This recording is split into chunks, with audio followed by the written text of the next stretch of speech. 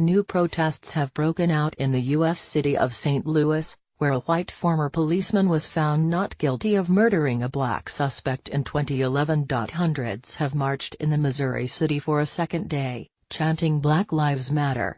More than 33 protesters were arrested and 11 police officers were injured in Friday night's scuffles. The defendant, Jason Stockley, 36, was cleared of murdering Anthony Lamar Smith, 24, after a car chase. Mr. Stockley, a serving police officer at the time, was recorded during the pursuit saying, "Gonna kill this, expletive, don't you know it?"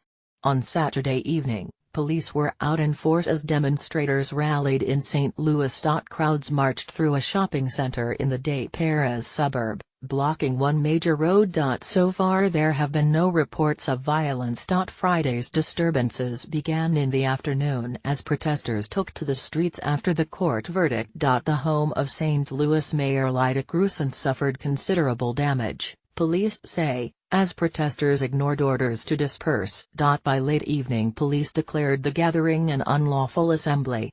As a result of the protests, a concert by the Irish rock band U2 due to take place in St. Louis on Saturday night was cancelled. The concert's organizers say they took the decision after police informed them that they were not in a position to provide the standard protection for our audience.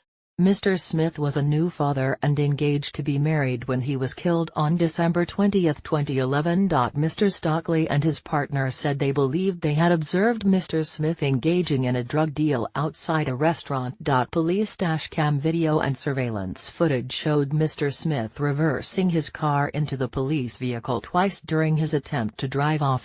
After a 3-minute high-speed chase, Mr. Stockley told his partner, who was in the driver's seat, to ram Mr. Smith's car. Mr. Stockley then ran to Mr. Smith's window and fired 5 shots, hitting him each time.